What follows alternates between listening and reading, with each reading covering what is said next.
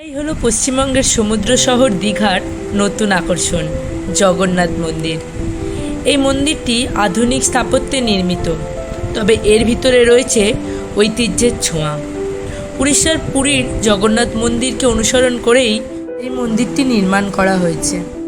এই হলো সেই মন্দিরের প্রবেশদ্বার, যেটা খোলা হয় সকাল 6টা থেকে দুপুর 1টা পর্যন্ত, আবার খোলা হয় 3টে থেকে রাত 8টা পর্যন্ত, অর্থাৎ 1টা থেকে 3টে এই সময় এই মন্দির বন্ধ থাকে।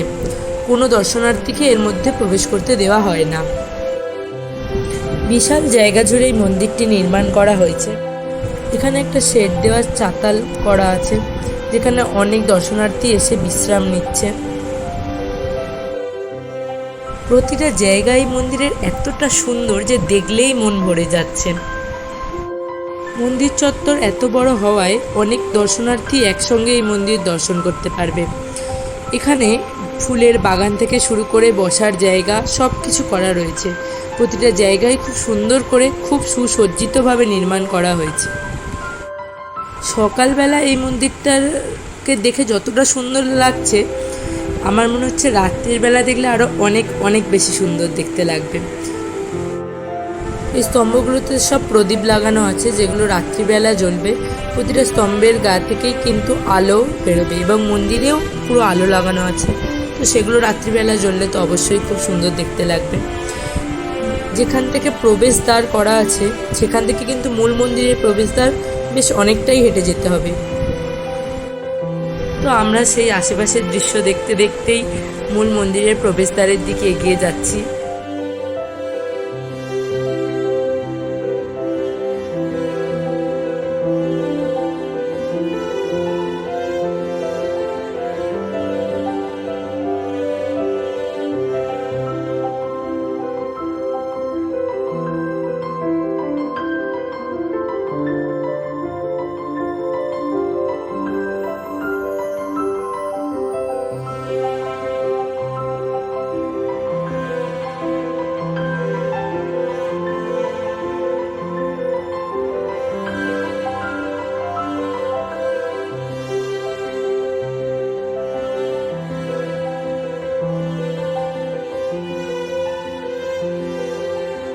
এই হলো সেই মূল মন্দিরের প্রবেশদ্বার।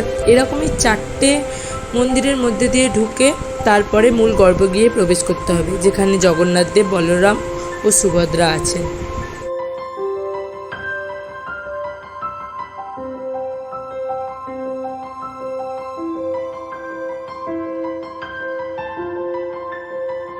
এই কাজগুলো কিন্তু পুরো পাথরের, রাজস্থানী স্যান্ডস্টোন দিয়ে তৈরি করা হয়েছে। খুব নিখুঁতভাবে তৈরি করা হয়েছে, খোদাই করে করে। যে 4টে মন্দিরের মধ্যে দিয়ে মূল গর্ভে গিয়ে প্রবেশ করতে হবে, সেই 4টে মন্দিরের গায়েই এরকম কাজ করা আছে। নানান দেবদেবীর ছবি দেওয়া আছে, এবং পাথরের খোদাই করে খুব সুন্দর শৌখিন কাজ করা আছে। খুব ভাল লাগছে যেটা দেখতে। এইটাই হলো প্রথম মন্দিরের প্রবেশদ্বার। এর ভিতরেটা এত শান্ত, নিলিবিলি, সুন্দর যে ঢুকেই মনটা যেন শান্ত হয়ে গেল। আর সামনেই দেখতে পাচ্ছি আমরা একটা জগন্নাথ দেব, যেটা খুব সুন্দর দেখতে লাগছে।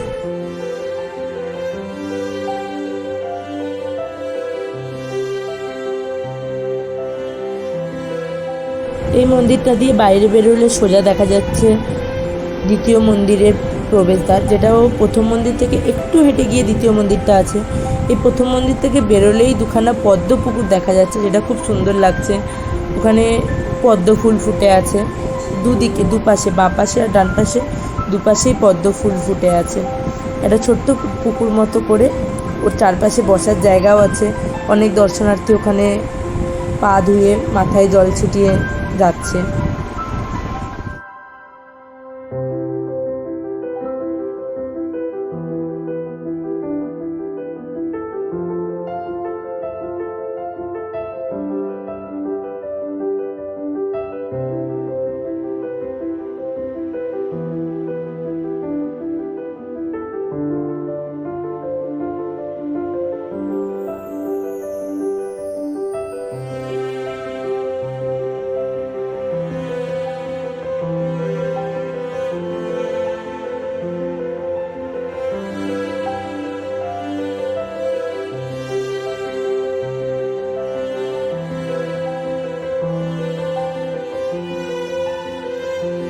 এটা ছিল একদমই দুপুরবেলার সময়, তাই মন্দিরটা অনেক ফাঁকা ফাঁকাই ছিল, তাই একটু ভিডিও ফটো এসব তুলছিলাম।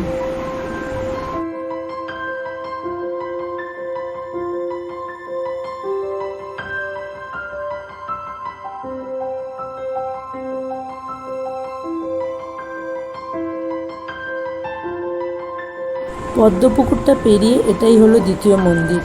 এর ভিতরটা অনেকটা এই রকম দেখতে।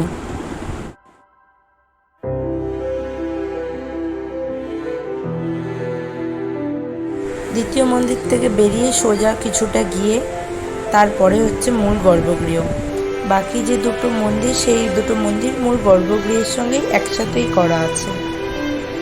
তো এই পথটা ধরে সোজা কিছুটা খুবই অল্প খাড়াই সিঁড়ি, সেখান থেকে একটু উঠে তারপরে কিছুটা গিয়ে তারপরে মূল গর্ভগৃহে প্রবেশ করতে পারা যাবে। আর পুরো রাস্তাটাই এরকম মন্দিরের চারপাশের কারুকার্য দেখতে দেখতে যেতে হবে।